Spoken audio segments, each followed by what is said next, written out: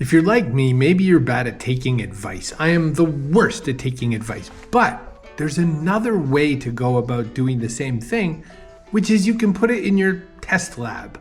Let me tell you what I mean.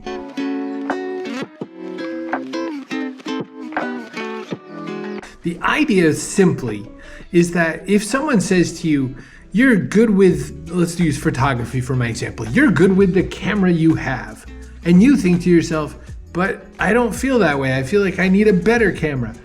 One thing you could do is test it. You could test people's advice, meaning you don't have to take the person's advice. You can take the idea, bring it into your lab. What does that mean? A test lab in the world is when you have something that you're trying to figure out and you don't want to bring it to the world at large, but you definitely want to see it happen. So a test lab is where you say, okay, I've made it this way, could I make it a different way? Or I've got this sort of setup, would it be different if I had another kind of setup? So you could do this with ideas. You can test ideas in your own little lab instead of taking the person's advice in my example, for instance.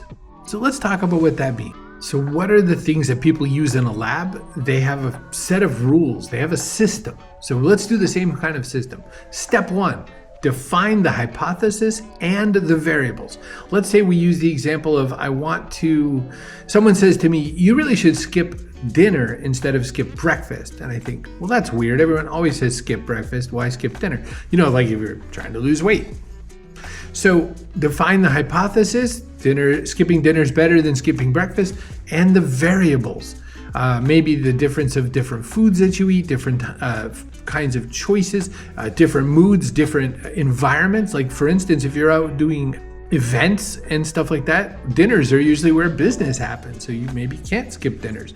So the variables, right? The second one is you select the participants, in this case, you, but like in general in labs, that's what you do. Third is you have to establish controls. So maybe you say, if I skip breakfast for a whole week, I will start eating at 12 every day and not really have an end time. And if I skip dinner every week, I will stop eating at 2 p.m. and then call that good. I could eat anytime before 2 p.m., but 2 p.m. shuts it off, right? So those are sort of establishing those controlled conditions. 4, you've got to measure and do data collection. Now, what would you measure? So you could say, if you're testing for weight loss, you would measure just by the scale. Did I lose more weight in the week that I skipped breakfast? Did I lose more weight that I skipped dinner? But that means we have to add a certain kind of control. I can't eat different foods on the week that I skip breakfast and eat different foods on the week that I skip dinner. But think about that. Breakfast foods are different than dinner foods. Dinner foods can be big, fat, juicy steaks. Breakfast foods can be pancakes, eggs, all that juicy sausage or whatever. See what I'm saying? So you have to sort of set up those conditions and then sort of measure. And if you're gonna measure, maybe measure for more than a couple things. Now, this sounds like a lot when we're talking about ourselves, but how are you gonna know it worked or didn't work? The next is you have to set up a certain kind of observation period. Like if you say, I'm gonna skip one breakfast and one dinner and see what the difference is, that's not gonna do us anything. We're not gonna know anything. But maybe there's kind of a difference in between. And then last is sort of evaluate and adjust, because what scientists do not do is take an idea, try the idea, figure out the idea failed and said, well, guess we're done. They pick up a new version of an idea. So that's the idea of building a lab for yourself. So back to me specifically, I am not great at taking other people's advice. I feel like I have to run off every cliff. I have to fail in my own way, usually grand failures. I have to try the things they do. If they say, don't touch the stove, it's hot, I have to touch the stove. Wish I didn't. It's just who I am. It's just how I act. It's how I operate. I don't know.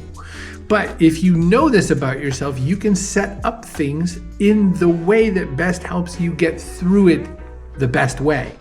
The other thing when I talk about all this is that when you take other people's advice, the advice comes from the way that it worked best for that one individual person. That's not you. That's what humanity is about, is that we can be different people.